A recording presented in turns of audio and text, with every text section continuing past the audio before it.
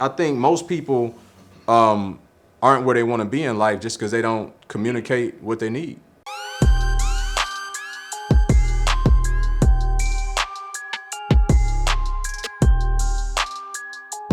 My question is, I have a decent amount of capital, and I also, you know, am a novice investor where I'm just dabbling, and you guys came highly promoted from one of my close friends that are probably already in your class or going through your mentorship or something like that. But the question is, I'm looking to like start a base. As far as investing, I need some capital to like continue my current lifestyle. And as far as um, putting things together, I'm just trying to figure out exactly how do I deploy the capital that I already have in the best way, and also be able to build a portfolio using other people's money as well. For sure, for sure. That's a great question. Kavadas, right? Yeah, provide. Yeah.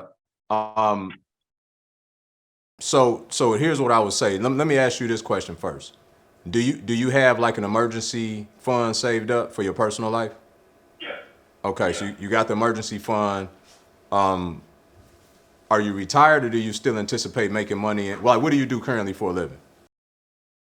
Um, right now I'm taking making a go at this investor thing. I've got a course on tax liens, and that's kind of what I was using to start investing and putting money to the side and waiting for the tax lien certificates to come forth.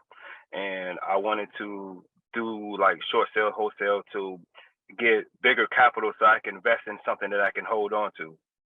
Right, right. So what I would say is, and the reason I asked, what did you do currently? Because while I understand the concern of if I deploy this capital, then where does that leave me in terms of my personal expenditure and all the rest of it?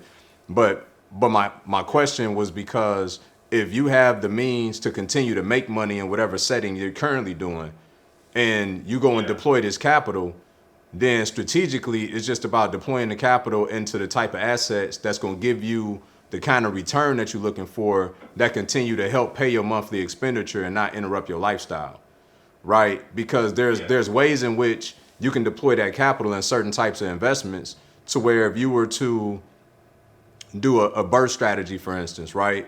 And we got lenders inside our program that don't have a seasoning requirement, meaning you could do a fix and rent program, and then as soon as you get done with the renovation, if you got enough equity, you can pull that capital that you initially deployed back out and keep it moving, right? So there's always a way to keep the money moving, based on what your Yeah. needs and your strategies are. But that's what my recommendation would be. The other thing, and I'm gonna talk about this today. It's a great segue into part of today is about the way in which we view money, right? And there's different ideologies about how money is viewed, and depending on your view of money is how you're gonna manage it.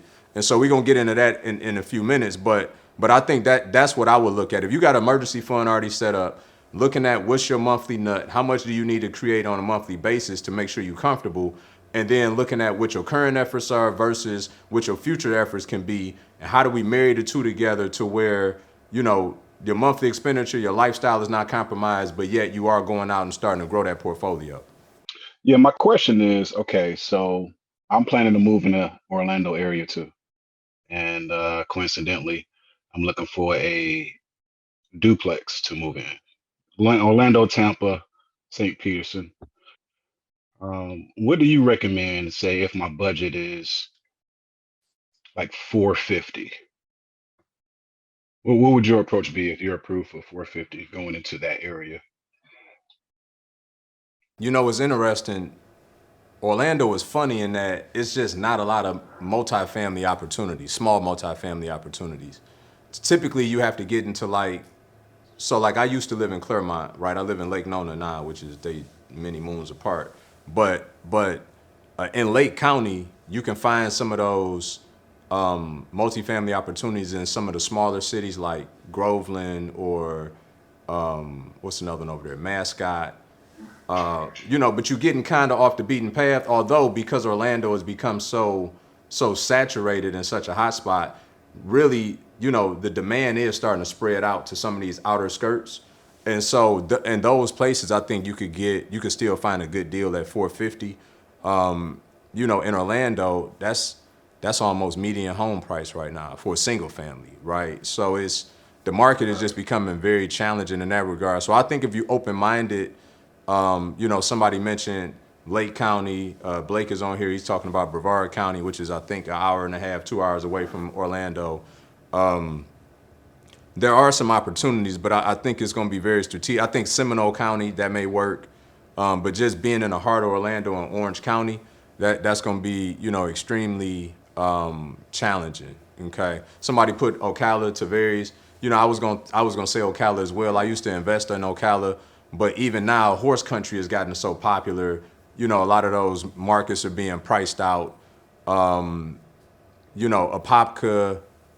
It's a myriad of ones. So what I would suggest, and this is why your network is your net worth, right? So you just so happen to be in a room where there's already some realtors in Orlando here who, once y'all make that connection, could start, now that they know your appetite, could start looking and sourcing those kind of properties for you in all those said communities that I just mentioned. Perfect. Yeah. Yeah. Yeah. This is the power of having conversations. Like, I think most people aren't where they want to be in life just because they don't communicate what they need. You know what I'm saying? Like, and because we always want to have it all figured out, but having the courage to just get up here and speak, I guarantee you, I'm looking at the list. There's several people on here right now that could help you in that regard.